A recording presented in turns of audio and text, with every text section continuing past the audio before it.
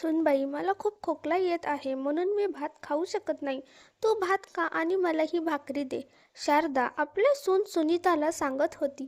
तेवढ्यात त्यांचा मुलगा संजय मध्येच बोलला, आई, 2 दिवसापासून सुनीतालाही खूप खोकला आणि सर्दी झाली आहे, म्हणून तिला भाकरी खाऊ दे आणि तू भात खा. शिवाय मला वाटतं तुला भाकरी खायला त्रास होतो, म्हणूनच तू तासभर जेवण करत बसतेस. एवढा वेळ कुणी जेवतं का? मुलाच्या या शब्दांनी शारदाच्या मनाला खूप वेदना झाल्या. तिला वाटले त्याला आईची काळजी नाही. पण पत्नीला सर्दी खोकला झाला की मात्र तो लगेच काळजी घेतो. मी गेल्या आठवड्याभरापासून ताप, खोकला, सर्दी याने त्रस्त आहे.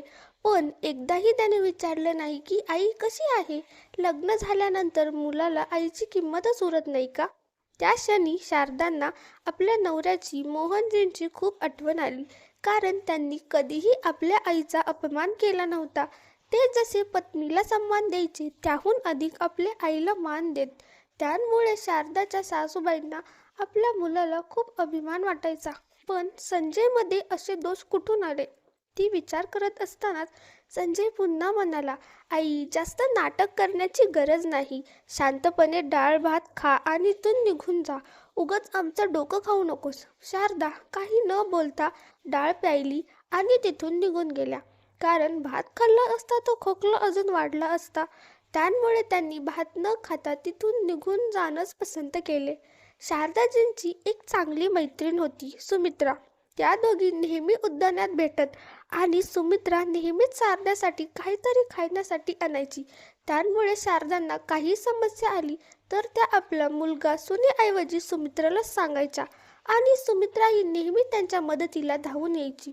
जेव्हा शारदा आजारी पडल्या तेव्हा त्यांच्या औषधांची व्यवस्था सुमित्रानेच केली. 2 दिवसांनी त्यांची तब्येत थोडी सुधारली तेव्हा त्या पुन्हा उद्यानात फिरायला गेल्या. काही वेळ गप्पा झाल्यानंतर सुमित्रा म्हणाली, शारदा, मी यावेळेस महाकुंभ स्नानासाठी जाणार आहे. इतक्या वर्षांनी असा सुवर्ण संधी आली आहे. या वारंवार मिळणारा योग नाही. तू सांग, आपण आमच्यासोबत येशील का? महाकुंभ स्नानाची गोष्ट ऐकून शारदाजींच्या चेहऱ्यावर आनंदाची चमक दिसू लागली. त्यांनी विचारलं, सुमित्रा, तिथे खूप गर्दी असेल, आपण कसे जाऊ? सुमित्रा हसून म्हणाली, अगं, मी आहे ना, काही काळजी करू नकोस. माझा मुलगा सुनेने ओळखीचे बरेच लोक आहेत तिथे. ते आपल्याला आरामात महाकुंभ स्नान घेऊन जातील. शारदा म्हणाल्या, सुमित्रा, तू खरोखर खूप नशीबवान आहेस. तुझा मुलगा सून तुझ्यापासून दूर राहूनही तुझी खूप काळजी घेतात. तुला कधीच कुठल्याही गोष्टीची चिंता करू देत नाहीत. रोज तुझ्याशी फोनवर बोलतात. आणि एक माझा मुलगा आहे जो घरात असून सुद्धा माझ्याशी नीट बोलत नाही आणि बोलला तरी फक्त विषय वाईटच बोलतो. सुमित्रा म्हणाली, हो शारदा, तू बरोबर म्हणतेस. माझा मुलगा आणि सून दोघंही खूप चांगले आहेत. त्यांनी तर मला कित्येकदा त्यांच्यासोबत राहायला येण्यासाठी सांगितले. पण मी प्रत्येक वेळी नकार दिला, कारण मला माझ्या मातृभूमीवरच या जगाचा निरोप घ्यायचा आहे. सुमित्रा या शब्दांनी शारदाच्या डोळ्यात अश्रू तरळले. हे पाहून सुमित्रा म्हणाली, शारदा, तू इतकी चिंता का करतेस? मी आहे ना तुझ्यासाठी. कित्येक वेळा तुला मी सांगितले की माझ्यासोबत चल, पण तू ऐकतच नाहीस. आपण दोघी एकत्र राहू, पण तू खूप आनंद होईल. पण माहीत नाही का, तू तुझा मुलगा सोनेचा अपमान का सहन करत राहतेस? बघ शारदा, नेहमी शांत राहणं योग्य नसतं. कधी कधी बोलून खूप गरजेचं असतं. नाहीतर लोक आपली शांतता कमकुवतपणाचे लक्षण समजून त्याचा गैरफायदा घेतात. शारदा म्हणाली, ठीक आहे सुमित्रा, आज घरी जाऊन मी माझ्या मुलगा सुनेशी महाकुंभ स्नानबाबत बोलेन आणि तुला कळवेन. असं म्हणत ती पार्कमधून निघाली. पण जसे गेटजवळ पोचली तसे तिची सून सुनीता तिथे उभी होती. तिने उपहासाने विचारले, महाराणी परत आल्या फिरून? घरात जर काही काम सांगितलं तर तब्येत बिघडते, पण रोज पार्कमध्ये फिरायला मात्र निघतात तेव्हा तब्येत अगदी ठणठणीत असते. सुनीताचे बोलणे ऐकताच शारदाजी सुमित्रांच्या शब्दांची आठवण झाली. नेहमी गप्प बसणं चांगलं नसतं, कधी कधी बोलणंही शिकावं लागतं. त्यांनी मनात ठरवलं की आता शांतपणे म्हणल्या, सुनबाई, असे का बोलतेस? घरातील सगळं कामे मीच करते, झाडू, पोछा, भांडी, स्वयंपाक सगळं. जर काही उरलं असेल तर सांगशील, तेव्हाही करून देईल. पण अशा ताणतणावाच्या शब्दांची काही गरज नाही. शारदाच्या या थोड्याशा बोलण्यावरून सुनीता चिडली. ती म्हणाली, आई, तुम्ही काही जास्त बोलत नाहीत का? गप्प राहिला तर तुमच्यासाठी चांगलं होईल. असं म्हणून ती जोरात पाय आपटत आपल्या खोलीत निघून गेली. पण आज शारदा पहिल्यांदाच आपल्या मनातलं बोलल्याने खूप समाधान मिळालं. त्या नेहमी आपलं दुःख गिळून गप्प बसायच्या, पण आज पहिल्यांदा त्यांनी आपल्या सुनेसमोर थोडं स्पष्ट बोलण्याचं धाडस केलं होतं. संध्याकाळी संजय ऑफिसमधून आला तर सुनीता नकली रडत त्यांच्यासमोर जाऊन म्हणाली, संजय, आज तुझ्या आईने माझी खूप बेइज्जती केली. पत्नीच्या अश्रूमध्ये पाहून संजय संतापला. त्याने काही ऐकण्याआधीच आईच्या खोलीत धाव घेतली. तो ओरडला, आई, तुझी हिंमत तरी कशी झाली सुनीताला अपमानित करण्याची? तुला माहीत आहे ना मी तिला किती प्रेम करतो. तिला रडताना पाहून मला किती वाईट वाटतं. तरीही तुझ्यामुळे आज ती रडली. हे अजिबात बरोबर नाही. आज जे झालं ते झालं, पण पुन्हा जर तू सुनीताशी असं वागलीस तर मी तुला माफ करणार नाही. शारदांनी त्यांचे बोलणे मध्येच तोडले आणि म्हणल्या, बेटा, तुझ्यासारखं वाईट कोणीच नाहीये ज्याला फक्त आपल्या बायकोचा दुःखी फिकीर आहे. पण आई मरेल की जिवंत राहील याची सुद्धा पर्वा नाही. अशा मुलापेक्षा कोणताच मुलगा नसतो. तसंच तर झालं असतं तर ऐकताच संतापलेल्या संजयनी आईच्या गालावर एक जोरात चापट मारली आणि म्हणाला, आई, तुझी हद्द पार झाली आहे. स्वतःच्या मर्यादेत राहा, नाहीतर माझ्या पत्नीसाठी मी काही करू शकतो. त्यामुळे पुढच्या वेळेस सुनीताशी बोलण्याऐवजी हा चापट आठवून ठेव. तुझी सगळी मस्ती आपोआप जाईल. मुलाच्या या वागणुकीमुळे शारदांच्या डोळ्यात अश्रू ओघळू लागले. त्या म्हणाल्या, संजय, तू माझ्यावर हात उचलून खूप मोठी चूक केलीस. मी तुझी आई आहे. तुझ्या बायकोच्या सांगण्यावरून तू माझ्यावर हात उचललास. याचा पश्चाताप तुला एक दिवस नक्कीच होईल. बघ, जर मी तुला तुझ्या चुकीचा अहसास करून दिला नाही तर मी सुद्धा तुझी आई नाही. हे शब्द संतापाच्या भरात बोलले गेले, पण शेवटी आई म्हणजे आईच. ती आपल्या मुलांबद्दल द्वेष बाळगू शकत नाही. शारदा गप्प बसल्या, पण त्यांच्या या शांततेमुळे सुनीता अधिकच ढीठ झाली. आता ती सासूला टोमणे मारायला मागे पुढे पाहत नव्हती. हळूहळू 3-4 दिवस गेले. शारदा देवी सुमित्राजींना भेटायला पार्कमध्ये गेल्या. समोर सुमित्रा दिसताच त्या रडू लागल्या. सुमित्राच्या डोळ्यातही पाणी आलं. तिने काळजीने म्हणलं, शारदा, काय झालं? सगळं ठीक आहे ना? तू इतक्या वेड्यासारखी का रडतेस? आधी हे पाणी पी आणि मग सांग काय झालं. शारदांनी पाणी प्यायलं आणि म्हणाल्या, त्या दिवशी घरी गेल्यावर सुनीता माझ्याबद्दल खूप उलटसुलट बोलत होती. मी पण तिला प्रत्युत्तर दिलं, पण तिला ते सहन झालं नाही. सायंकाळी संजय ऑफिसमधून आला आणि सुनीताने त्याच्याशी काय सांगितलं, काहीतरी भडकवलं. तो माझ्या खोलीत आला आणि माझ्याशी भांडला लागला आणि भांडता भांडता त्याने माझ्यावर हात उचलला. हे सांगताना शारदा ढसाढसा रडू लागल्या. सुमित्रा त्यांनी जवळ घेतलं. दोघींनाही डोळ्यातून अश्रू वाहू लागले. थोड्या वेळाने सुमित्रा म्हणाली, शारदा, आता तरी समजलं का? तू माझ्यापासून लांब राहिलेलंच बरं. कारण मला कधी कल्पनाही नव्हती की माझी मैत्रीण इतकी कमकुवत आहे. आपल्या मुलांकडून मार खाणारी आई.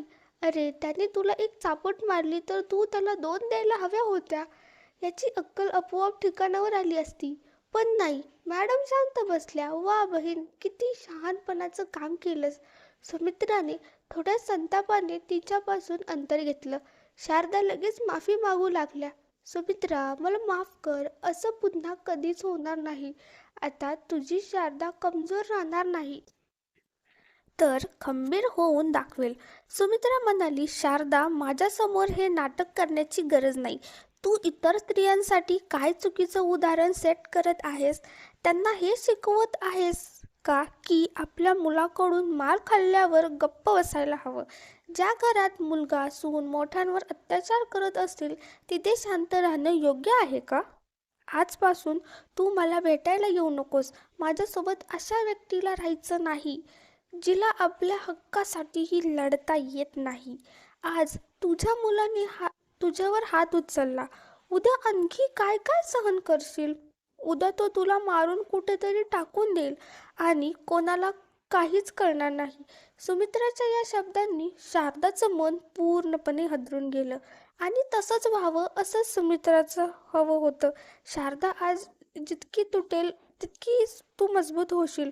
शारदा रडत राहिल्या.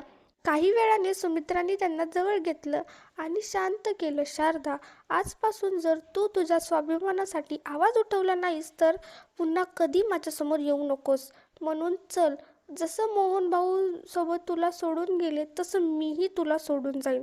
नाही सुमित्रा, असं कधीच होणार नाही. मी तुला गमवू शकत नाही. तू म्हणशील तसंच करीन. आता तुला हवी ती शारदा तुला पुन्हा दिसणार नाही. मी बदललेली शारदा दिसेन. अशी शारदा हसत राहिली. तिच्या स्वाभिमानासाठी उभी राहील आणि तिच्याशी अन्याय करणाऱ्यांना ठाम उत्तर देईल. शारदाच्या आत्मविश्वासाने सुमित्रा खूप आनंदी झाल्या. त्यांच्याही चेहऱ्यावर हसू उमटलं. त्यांनी आपल्या पिशवीतून गाजर हलवा काढला आणि शारदांना दिला. मी खास तुझ्यासाठी बनवलाय. तुला थंडीत गाजर हलवा खूप आवडतो ना? हलवा खाल्ल्यानंतर सुमित्रा म्हणाली, बरं आता सांग, तू तुझा मुलगा सुनीलला महाकुंभ स्नानाबद्दल विचारलं का? शारदा म्हणाल्या, नाही सुमित्रा, अजून काहीच बोलता आलं नाही. तुला सगळं सांगितलं ना काय झालं ते. पण मी वचन देते, आज मी त्यांच्याशी नक्की बोलेन. बरं आता घरी चल, असं म्हणत सुमित्रा गाडीत बसवलं आणि शारदांना त्यांच्या घरी सोडलं. गाडीतून उतरल्यावर सुनीता नाखुश चेहरा करत आत निघून गेली. शारदा म्हणाल्या, सुमित्रा, तू रोज माझ्यासाठी काहीतरी घेऊन येतेस. आज मी तुझ्यासाठी माझ्या हातचा चहा करून देते. तुला माझ्या हाताचा चहा खूप आवडतो ना? सुमित्राने खूप टाळण्याचा प्रयत्न केला, पण शारदाच्या हट्टामुळे त्या आत आल्या. दोघी किचनमध्ये उभ्या होत्या, गप्पा मारत होत्या, चहा बनवत होत्या. हे पाहून सुनीता आधीच वैतागली. ती तोंड वाकडं करत होती. ते पाहून शारदा म्हणाली, सुनबाई, जर तुला हे पाहवत नसेल तर तू तुझ्या खोलीत जाऊन बस. असं आकडं तिकडं तोंड करून राहशील तर आम्हाच्या चहाला नजर लावू शकतेस. शारदाच्या तोंडून एवढं ऐकताच सुनीता संतापून गेली. तिला वाटलं, आज जर यांना धडा शिकवायलाच हवा. ही बाई काय, तिची मैत्रीण घरात आली, हिचे पंखच फुटले. संजय घरी येऊ दे, मग बघतेच कोण कोणाला नजर लावते. सुनीता संतापात खोलीत निघून गेली. सुमित्रा हे पाहून खूप समाधान वाटलं. आज शारदाने स्वतःसाठी आवाज उठवला. त्यांनी हॉलमध्ये बसून निवांतपणे चहा प्यायला आणि नंतर घरी निघून गेली. शारदा देवी विचार करू लागल्या, आधी शांतपणे सुनेशी बोलते, जर ती ऐकली नाही तर मग काहीतरी मोठं करावंच लागेल. शारदांनी जोरात आवाज दिला, सुनीता इकडे ये, मला तुझ्याशी काही महत्त्वाचं बोलायचं आहे. तेव्हा सुनीता आपल्या खोलीतून ओरडली, जर तुम्हाला काही बोलायचं असेल तर माझ्या खोलीत या, मी बाहेर येणार नाही. शारदांनी विचार केला, चला काही हरकत नाही, चांगल्या कारणासाठी बोलवलं आहे तर मीच तिच्या खोलीत जाऊन बोलते. असा विचार करत त्या सुनीताच्या खोलीत गेल्या आणि म्हणाल्या, सुनबाई, मला महाकुंभ स्नानला जायचं आहे. तुला माहिती आहे माझं वय झालं आहे. कदाचित ही संधी पुन्हा कधी मिळणार नाही. शारदा अजून काही बोलणार होत्या तेव्हाच सुनीताने मध्येच बोलणं तोडत म्हणलं, सासूबाई, महाकुंभला जायला पैसे लागतात, ते कुठून आणणार? शारदा म्हणाला, मला माहीत नाही, पण काही करून मला यावेळी महाकुंभला जायचं आहे. अजून 10 दिवस आहेत. 10 दिवसांनी मी सुमित्रासोबत निघणार आहे. जर तुला जायची व्यवस्था केलीस तर उत्तम, नाहीतर मला असं काही करावं लागेल जे तुला स्वप्नातही वाटलं नसेल. हे ऐकताच सुनीता संतापली आणि ओरडली, सासूबाई, तुम्ही मला धमकी देत आहात? संजय घरी येऊ दे, मग मी तुम्हाला दाखवते. तुम्हाला वाटतंय मागचा प्रसाद विसरला आहात काय? वाटत असेल तर पुन्हा तुम्हाला तोच प्रसाद द्यावा लागेल. शारदा शांतपणे म्हणाल्या, सुनबाई, तो प्रसाद मला आधीच चांगला आठवतोय. त्यामुळे यावेळी गरज पडली तर मी तुम्हा दोघांना प्रसाद देईन. हवा आहे का? भास करा सासूबाई, आता तुमची बडबड बंद करा आणि माझ्या खोलीतून बाहेर पडा. शारदा म्हणाल्या, मी बडबड केली नाही, फक्त सत्य बोलले. आता तू ठरव की तुला काय करायचं आहे. आणि हो, हे सगळं तुझ्या नवऱ्याला म्हणजे माझ्या मुलाला सांगायला विसरू नकोस. सुनीता आश्चर्याने शारदाकडे पाहत राहिली. तिच्या सासूचं हे रूप तिला पाहून धक्काच बसला, पण शारदा मात्र हसत हसत खोलीबाहेर गेल्या. आज त्यांना खूप समाधान वाटत होतं. दुसरीकडे सुनीताची चिंता वाढली. शारदाच्या या बदललेल्या स्वभावामुळे सुनीता अस्वस्थ झाली. ती फक्त संजयच्या येण्याची वाट पाहत होती. शारदा मात्र शांतपणे आपल्या खोलीत जाऊन झोपल्या. आज त्यांनी रात्रीचं जेवणही बनवलं नाही. संजय घरी आला. थोड्या वेळाने संजय ऑफिसमधून परत आला. सुनीताने त्यांना संपूर्ण गोष्ट सांगितली. हे ऐकून त्यालाही धक्का बसला, कारण त्याच्या आईने इतकं कधीच बोललं नव्हतं. थोडा वेळ सगळं ऐकून घेतल्यानंतर संजय म्हणाला, सुनीता, आधी जेवण वाढ लवकर, खूप भूक लागली आहे. सुनीता उठून किचनमध्ये गेली, पण तिथे जाऊन पाहते तर काय, जेवणच बनवलं नव्हतं. हे पाहताच ती जोर जोरात ओरडली, सासूबाई बाहेर या, आज तुम्ही जेवण का बनवलं नाही? तुम्हाला माहीत नाही का, संजय घरी आल्यावर लगेच जेवायला पाहिजे, तरीही तुम्ही जेवण बनवलं नाही. सुनीता ओरडत होती. तेव्हा शारदा शांतपणे हसत म्हणाल्या, सुनबाई मला नीट ऐकू येत नाही, तू काय म्हणतेस? माझ्या खोलीत येऊन सांग ना. हेच ऐकताच सुनीता संतापून ताड ताड चालत खोलीत आली आणि जोरात ओरडू लागली. तेव्हा शारदा म्हणाल्या, आजपासून जर माझ्याशी उंच आवाजात बोललीस तर माझ्यासारखी कोणी वाईट नसेल. आणि हो, माझ्या महाकुंभ यात्रेची तयारी करून ठेव, नाहीतर काय होईल ते बघच. हो हो, बघूया म्हातारी, काय करशील तू. असं म्हणत सुनीता खोलीबाहेर गेली आणि जाऊन जेवण बनवू लागली. आता शारदा घरातील कोणतंच काम करत नव्हत्या, त्यामुळे सुनीता सारखी कुरकुर करत राहायची. हळूहळू एक आठवडा गेला, पण तरीही संजय आणि सुनीताने महाकुंभ यात्रेसाठी काहीच तयारी केली नाही. शेवटी शारदा देवीने विचारलं, संजय, सुनीता, तुमचं काय ठरलंय? माझ्या महाकुंभ यात्रेची तयारी केली का नाही? तेव्हा सुनीता संतापून ओरडली, सासूबाई तुम्ही सारखं महाकुंभ महाकुंभ करताय, तुम्हाला शरीरात जोरही नाही तरी कशाला जायचंय? शारदा शांतपणे म्हणाली, माझ्या शरीरात दम आहे का नाही हे मला चांगलं माहीत आहे. तुम्हाला फक्त विचारलेल्या प्रश्नांचं उत्तर द्या. त्यावर संजय म्हणाला, आई माझ्याकडे फालतूचे पैसे नाही आहेत की मी तुझ्या फिरण्यावर खर्च करू.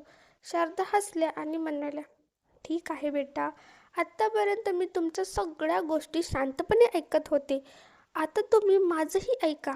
मी हे सगळं करायचं नाही असं ठरवलं होतं, पण तुम्ही मला हे करायला भाग पाडले. आता जे काही होईल त्याची जबाबदारी फक्त आणि फक्त तुमच्या दोघांचीच असेल. संजय बेटा, मला आधीच माहिती होतं की तुम्ही माझ्यासाठी एक पैसाही खर्च करणार नाही, म्हणून मी आधीच तयारी करून ठेवली आहे. संजय आणि सुनीता आश्चर्याने एकमेकांकडे पाहू लागले. शारदा पुढे म्हणाल्या, तुम्हाला कदाचित माहीत नसेल, पण हे घर आजही माझ्या नावावर आहे, त्यामुळे या घरावर माझाच पूर्ण हक्क आहे. तुम्ही माझ्या शांततेचा गैरफायदा घेतलाय, माझ्या ममतेचा कधी विचारही केला नाही, मला नेहमीच दुःख आणि अपमान दिला. पण बस, लहान सहान गोष्टीवरून मला तुम्ही दोघांसमोर हात पसरावे लागतात आणि तुम्ही सरळ नकार देता. म्हणून मी ठरवलं आहे की आता तुम्हालाही माझी काळजी करण्याची गरज नाही. मी तुम्हाला या नात्यातून मुक्त करते. संजय आणि सुनीता हादरले आणि तुमचं सामान पॅक करा आणि इकडून निघा. जिथे जायचं असेल तिथे जा, कारण मी घराचा वरचा मजला भाड्याने दिला आहे. त्यांनी मला आधीच आगाऊ पैसे दिले आहेत, त्यामुळे माझा महाकुंभ यात्रेची तयारी पूर्ण झाली आहे. आता तुम्ही तुमच्या राहण्याची व्यवस्था पहा. संजय आणि सुनीता अवाक झाले. शारदा पुढे म्हणाल्या, आणि संजय बेटा, तुला तुझ्या सासरच्यांचे खूप कौतुक आहे ना, मग काही दिवस तिकडे जाऊन राहा, त्यानंतर दुसऱ्या कुठलं तरी घरात भाडं शोधा. हे ऐकताच सुनीता संतावून म्हणाली, हो हो ठीक आहे, आम्ही जातो. चला जाऊ आपल्या आईच्या घरी, आणि माझ्या घरच्यांना याबाबत काहीही हरकत नसेल, ते आम्हाला कायमस्वरूपी ठेवतील. शारदा हसत म्हणाल्या, अरे बेटा, मी कधी म्हटलं की तुझ्या घरच्यांनी काही हरकत नाही. तू निर्धास्तपणे सामान पॅक कर आणि तुझ्या आई वडिलांच्या घरी आरामात राहा. पण संजय बेटा, एक गोष्ट लक्षात ठेव, थोड्या दिवसांसाठी पाहुणा म्हणून जाण्यात आणि कायमस्वरूपी राहण्यात खूप फरक असतो. तुला ह्याची जाणीव फारच लवकर होईल. हे ऐकताच सुनीता चेहरा वाकडा करून सामान गोळा करायला निघून गेली. तेव्हा संजय म्हणाला, आई हे तुम्ही अजिबात बरोबर केलं नाही. शारदा शांतपणे म्हणल्या, ठीक आहे बेटा, तू माझी काळजी करू नकोस, आता फक्त तुझी चिंता कर की तिथे कसं राहायचं. अगं आई, माझ्या सासरचे माझं खूप प्रेम करतात, मी तिथे खूप आनंदाने राहीन. शारदा हसत म्हणाल्या, हो बेटा, नक्कीच. तू तिथे राहायला लागलास की तुला स्वतःलाच कळेल. बरं आई, जाऊ दे, आता यावर काही बोलायचं नाही. असा काहीसा संताप घेत संजय आपल्या खोलीत निघून गेला. संजय सुनीता मायकेला प्रस्थान झाला. पुढच्या दिवशी सकाळी संजय आणि सुनीता त्यांच्या माहेरी निघून गेले. त्यांचं घर रिकामं झाल्यावर शारदा थोड्या उदास मनाने आपल्या सखी सुमित्राकडे भेटायला पार्कमध्ये गेल्या. सुमित्रा, मी अखेर माझा मुलगा सुनेला घर सोडायला लावलंच. सुनीता माझ्या संजयला घेऊन तिच्या माहेरी गेली. सुमित्रा हसत म्हणाली, अगं यात उदास होण्यासारखं काय आहे? तुझी सून समजते की तिच्या माहेरचे तिला आणि तिच्या नवऱ्याला कायमस्वरूपी ठेवतील, पण ती फार मोठ्या गैरसमजात आहे.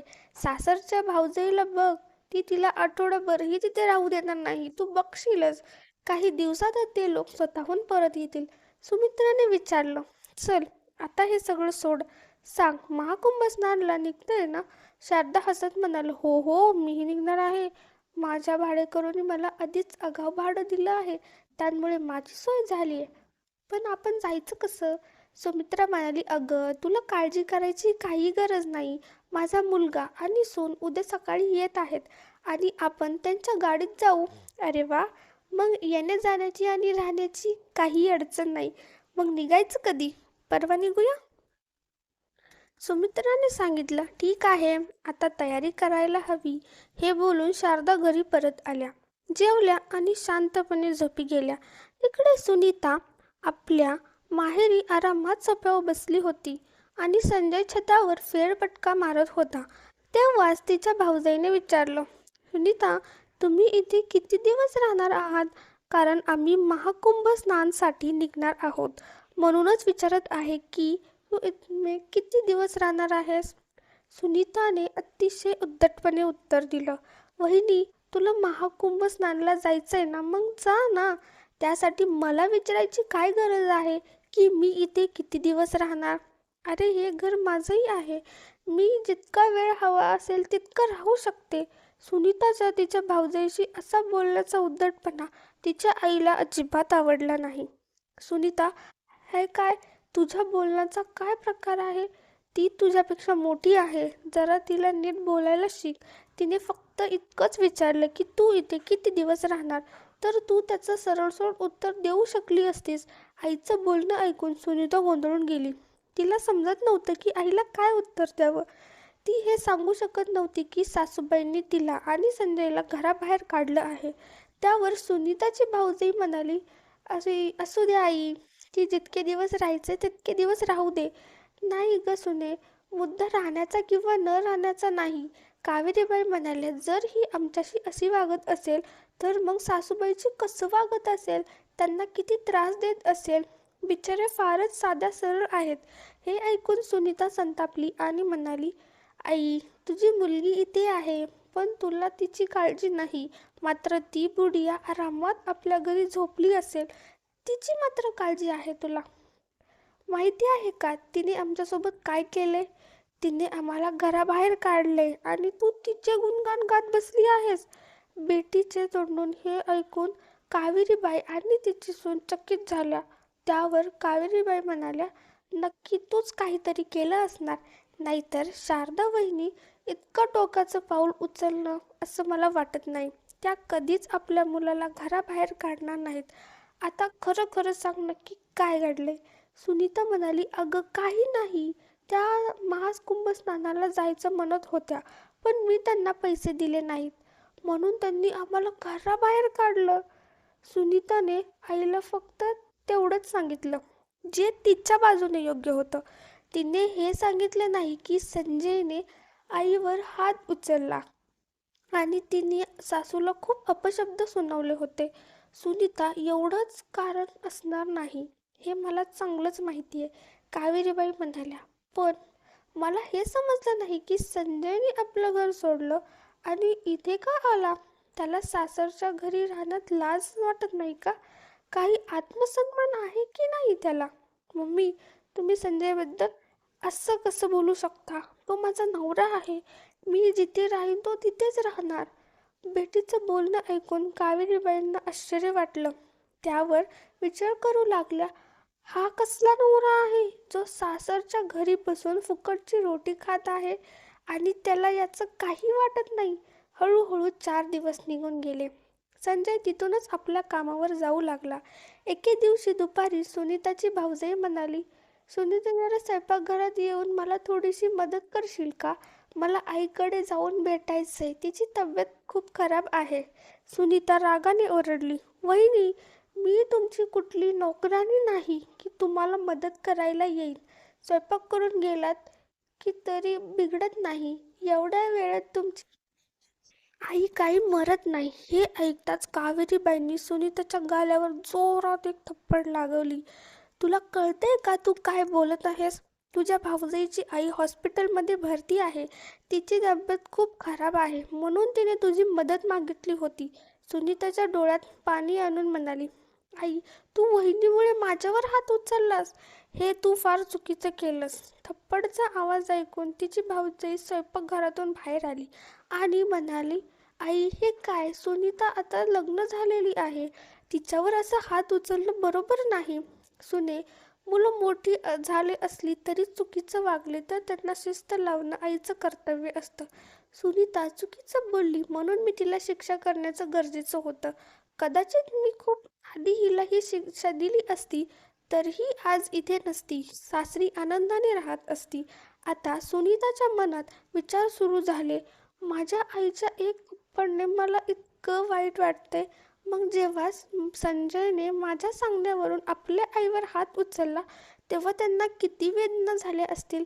तिला जाणवू लागलं की ती सासरी खूप खुश होती. ते तिला कोणच काम करायला लागत नव्हतं. सर्व जबाबदाऱ्या सासू पार पाडत होती. सासरच्या तुलनेत माहेर 100 पट अवघड होतं. पण अजूनही तिला समजत नव्हतं की पुढे काय करावं. आईने तिच्यावर हात उचलला ही गोष्ट तिने संजयला सांगितली नाही. सायंकाळी संजय घरी आला तेव्हा त्याने पाहिलं की सुनीता तापाने फणफणत होती. त्याने विचारलं, सुनीता, काही खाल्लंस का? जर खाल्लं असेल तर तुला औषध देतो. सुनीता म्हणाली, मी दुपारपासून काहीच खाल्लं नाही. संजय स्वयंपाकघरात गेला. तिथे त्याने पाहिले की भाऊजाई स्वतःसाठी जेवण काढत होती. वहिनी, सुनीतासाठी जेवण द्या ना, तिची तब्येत ठीक नाही, असं त्याने विनवलं. भाऊजाई म्हणाली, आईने तिला विचारलं होतं पण तिने नाही खाणार असं सांगितलं. म्हणूनच तिच्यासाठी पोळ्या केल्या नाहीत. मी तर आता हॉस्पिटलवरून थेट आलीये. भुकेने व्याकुळ आहे. दुपारी काही खाल्लं नाही म्हणून माझ्या प्राधान्याचं जेवते. हे राहिलेलं थोडंसं भात आहे ते घेऊन जा आणि तिला खाऊ घालून औषध द्या. संजयला लगेच आठवलं, मी सुनीतासाठी आईच्या ताटातून पोळी घेतली होती पण आज मी काहीच करू शकलो नाही. तो गपचूप फक्त डाळ भात घेऊन निघाला. त्याने सुनीताला जेवण भरवलं आणि झोपवलं पण स्वतः मात्र उपाशी झोपला. दरम्यान शारदाबाई आपली मैत्रीण सुमित्रा आणि तिच्या कुटुंबासोबत महाकुंभ स्नानासाठी पोचल्या. महाकुंभ नगरीत प्रवेश करतात त्यांना वाटलं की त्यांचे वर्षानुवर्षाचे तप पूर्ण झाले. त्यांच्या चेहऱ्यावर एक वेगळीच चमक होती. सुनीता दुसऱ्या दिवशी सकाळी उठली तर तिला खूप हलकं वाटत होतं. ती संजयला म्हणाली, संजय, एक काम करूया, आपण आईची माफी मागून आपल्या घरी जाऊया. आईने जर परत माफ केलं नाही तर आपण भाड्याने घर घेऊ, पण आता इथे राहायचं नाही. संजयही सहमत झाला कारण त्यांनाही जाणवत होतं की त्याच्या इथे राहण्याने सगळे अस्वस्थ आहेत. सुनीता, उद्या रविवार आहे. आई महाकुंभला गेली आहे. आपण सुमित्रा आंटीला फोन करून विचारू की त्या कुठे आहेत. मग आपणही तिथे जाऊन स्नान करून आईची माफी मागू. आपल्या चुका धुवून निघतील. ठीक आहे, जे काही करायचंय ते कर, पण इथे नाही राहायचं. संजयने सुमित्राबाईंना फोन लावला. आंटी, मी संजय बोलतोय. माफ करा, मी माझ्या आईशी फारच वाईट वागलो. आम्हाला आमच्या चुकीची जाणीव झाली आहे. आम्ही आईची माफी मागायची म्हणून महाकुंभला येत आहोत. सुमित्राबाई म्हणाल्या, तुम्ही खरंच माफी मागायला येताय की घरी परत जाण्यासाठी नाटक करत आहात? तुझ्या बायकोला तिच्या माहेरचा खूप गर्व होता. मग आता अचानक कसं कळलं की तुम्ही चुकला आहात? आंटी, आम्ही नाटक करत नाही. मला खरंच पश्चाताप होतोय. कृपया एक संधी द्या. संजय, मी तुला कधीच माफ करू शकत नाही. पण तुझी आई शारदाबाई मात्र नक्कीच माफ करेन. त्या ज्या दिवशी तुला घराबाहेर काढलं त्या दिवसापासून त्यांच्या चेहऱ्यावरचं हसूच गायब झालंय. पण लक्षात ठेव, यावेळी आईच्या मनाला दुखवलंस तर मी तुला माफ करणार नाही. दुसऱ्या दिवशी शारदाबाई सुमित्राबाईसोबत बाहेर पडल्या तेव्हा त्यांना संजय आणि सुनीता दिसले. शारदाबाईंनी त्यांना दुर्लक्ष करून पुढे जाण्याचा प्रयत्न केला. तेव्हा संजय आणि सुनीता त्यांच्या पायाशी कोसळले आणि रडत माफी मागू लागले. आई, कृपा करून आम्हाला माफ करा. आम्ही तुम्हाला खूप त्रास दिला, पण आता आम्ही असं कधीच करणार नाही. शारदाबाईंचे डोळे भरून आले, पण त्यांच्या मनात विचार करू लागल्या, जर इतक्यात त्यांना माफ केलं तर ते पुन्हा वाईट वागतील. सुमित्राबाई म्हणाल्या, शारदा बघ, त्यांना आपल्या चुका उमगल्या आहेत. तू नेहमी म्हणतेस ना, ते तुझे अत्याचार सहनच का केलेस? आज त्यांचं भलं झालं. त्यांना माफ कर आणि त्यांना घरी घेऊन जा. शारदाबाईंच्या डोळ्यातून अश्रू ओघळले. त्यांना मुलगा आणि सुनेला माफ केलं. माझ्या सासरच्यांचं माझं घर आहे हे जाणून सुनीता आनंदाने हसली. मग सगळे हसू लागले आणि कुटुंब पुन्हा एकत्र आले. जर तुम्हाला ही कथा आवडली असेल तर लाईक करा, शेअर करा आणि आमच्या चॅनलला सबस्क्राईब करा. Thanks for watching.